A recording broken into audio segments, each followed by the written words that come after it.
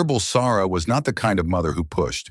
She had spent her adult life in the specific mode of a Parsi woman of her generation, patient, contained, expressing love through presence rather than through inquiry.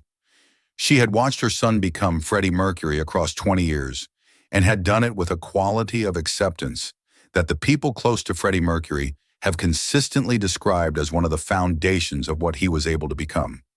She did not ask questions he did not want to answer. She did not require him to explain himself in the terms that the world sometimes required. She loved him in the specific way that some parents love difficult children, by letting them be what they were without demanding that it be otherwise. And in the final visits to Garden Lodge in 1991, Bulsara sat with her son and looked at him and understood something that he had not told her and would not tell her, and she said nothing, and she stayed, and she held his hand, and she did not ask. Freddie Mercury never told his mother he was dying. He protected her from it for as long as he could, in the same way he protected the people he loved most from the things that he could not change, by keeping them close and keeping the worst away from them for as long as the keeping was possible.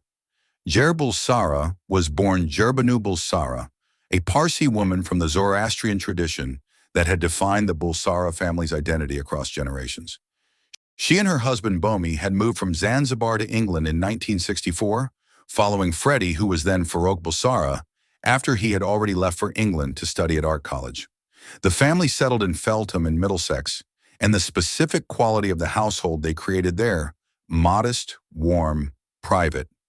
The household of people who had relocated and were building something in a new country was the household that Freddie Mercury returned to across his entire career when he needed something that could not be found in Munich or Garden Lodge or the world of Queen. Bulsara was, by the accounts of the people who knew both her and Freddie Mercury, the one person in his life who did not need him to be anything other than what he was in a given moment. Not the performer, not the icon, not the person who was managing a serious illness with a public face that showed none of it. Simply her son, Farrokh, in her house, at her table. The specific comfort of being the child of a mother who has known you since before you knew yourself. Freddie Mercury's management of his illness, the diagnosis confirmed in 1987, 4 years of deliberate privacy, the refusal to confirm publicly until the day before he died, is well documented. Less discussed is the specific dimension of that privacy as it applied to his family, to Jer and Bomi Bulsara and his sister Kashmira Cook, the people he had been before he was Freddie Mercury. He did not tell them the full truth. He managed what they knew the same way he managed what the public knew. Peter Freestone has described this as one of the most characteristic things about his response to the illness, the instinct to protect rather than share, to carry the difficulty alone. He had always been this way. The illness made the pattern more visible because the stakes were higher, but the pattern, the keeping of difficult things inside, the management of the people around him toward comfort rather than truth, was Freddie Mercury across his entire life. He did not tell his mother. He had not told her the worst of it. He sat with her in Garden Lodge in the final months and let her believe what she could believe for as long as the believing was possible. And Bulsara sat with her son and looked at him and understood something that she had not been told, the way a mother understands things she has not been told, in the way that only a mother can, and she did not ask. She stayed. She held his hand. She let him keep the secret she already knew. This is the shape of how Freddie Mercury was loved by the people who loved him most completely. The visits to Garden Lodge in the final period of 1991 were visits of a specific quality. Garden Lodge was a populated household. Peter Freestone, Joe Finelli, Jim Hutton, the Cats. Freddie Mercury received visitors in the way of someone maintaining a version of the ordinary for as long as possible. Bulsara came. She came to see her son, and the son she saw was visibly different, thinner, less physically assured, moving in the specific way of someone whose body had become a source of difficulty. She looked at him. She understood what the looking told her, and she said nothing that would require him to confirm what she understood. She stayed with what the visit was, a mother and her son, together rather than making it into something else. The specific thing that Bulsara understood about her son's condition, without being told it directly, is not something that exists in a documented form.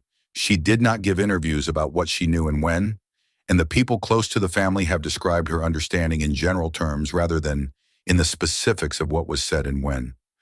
But the pattern is clear from the accounts that do exist. She knew, not the clinical facts, not the specific diagnosis, and the specific prognosis, and the specific timeline, but the deep knowledge that a parent develops across decades of observing a child, the knowledge that something is wrong in the fundamental sense, that the person you love is not going to be there in the same way for very much longer. This knowledge is not intellectual. It is the specific bodily knowledge of a person who has loved someone for their entire life and who can feel the quality of that life changing in a way that has no good explanation. Farrokh Bulsara felt this in 1991. She sat with it. She did not ask her son to confirm it. She let him have the protection he was trying to give her, because taking it was the most loving thing she could do. To understand why Farrokh Bulsara did not push, why she accepted the protection her son was trying to give her and did not demand the truth he was withholding it, helps to understand something about the Parsi tradition and the specific culture of the Bulsara family. The Parsi community is known for a quality of privacy and self-containment that is different from the performative emotionality of some other cultural traditions. Feelings are expressed through action, through presence, through practical care, through the specific gestures of staying and helping and being there more than through direct verbal expression. The quality of Farrokh Bulsara's response to her son's illness, the staying without pushing, the understanding without demanding confirmation, is not simply an individual choice. It is a cultural expression of love, the form that love takes when it is old enough and complete enough to know that presence is more valuable than information, that being there matters more than knowing everything. Freddie Mercury understood this form of love because it was the form in which he had been raised. He loved people the same way, by being present, by protecting, by managing the conditions of the people he cared for, rather than giving them the unmanageable truth. Farrokh Bulsara loved her son the way he loved everyone he loved, by staying, not by asking. The Parsi tradition of presence over disclosure of care, expressed through being there rather than through demanding truth, was the tradition in which Freddie Mercury had been raised, and it was the tradition in which he died. The people around him, his mother, Jim Hutton, Peter Freestone, Mary Austin, held the same quality of love, present, protective, asking for nothing that he was not giving. It was enough. It was more than enough. It was the specific form of love that made it possible for him to keep going. The protection Freddie Mercury gave his mother was not passive. It was active management, the deliberate shaping of the conditions around him toward the outcome he wanted. He wanted her to have as much of the ordinary relationship as was still available. The visits, the company, the being together without the weight dominating everything. He continued to call. He continued to receive her visits. He continued to be her son in the way she needed, even as the being became harder. And Farrokh Bulsara received the ordinary visits and the maintained relationship, and understood what it cost him, and said nothing and stayed. Freddie Mercury died on the 24th of November, 1991, at 12 minutes to 7 in the evening, at Garden Lodge in Kensington. He had made his public statement about his diagnosis the day before the statement that ended 4 years of privacy about his condition and had died within hours of its release. Farrokh Bulsara was 70 years old. She had outlived her son by the specific arithmetic that no parent expects to face the child going before the parent, the natural order reversed. She would outlive him by more than a decade, dying in November 2016 at the age of 94. In the years between, she maintained the same quality of private dignity that had characterized her response to her son's illness. Not speaking to the press, not converting the grief into public performance, simply living with the loss the same way she had lived with the knowledge of the approaching loss, present, contained. The love expressed through staying rather than through speaking. Farrokh Bulsara lived for 25 years after her son's death. She received the specific legacy Freddie Mercury left the people he loved most, the knowledge that she had been protected by him and that the protection had been a form of love. She was present at events honoring his memory. She was present at the Mercury Phoenix Trust's work. She was grandmother to Kashmir's children. She lived the ordinary life of a woman who had lost a son and learned, in the Parsi way, to carry the loss as part of the ordinary weight of a life rather than as its defining catastrophe. She kept his memory with the same quiet dignity with which she had kept his secret. The visits were between them and remained between them. The keeping of that privacy was the last form of the protection they had given each other. 25 years after her son died, Farrokh Bulsara was still alive, still quiet, still not giving interviews about the last visits, still not speaking publicly about what she had understood and not asked. The protection was a two-way thing. He protected her from the worst of it as long as he could. She protected him from knowing that she already knew. They kept each other's secrets until the end and beyond. That is a complete love. That is what it looks like when two people love each other in the same language. The story of Farrokh Bulsara and Freddie Mercury's last visits is, at its center, a story about a specific form of love. The form that protects rather than exposes, that stays without requiring reciprocal disclosure, that understands without demanding confirmation.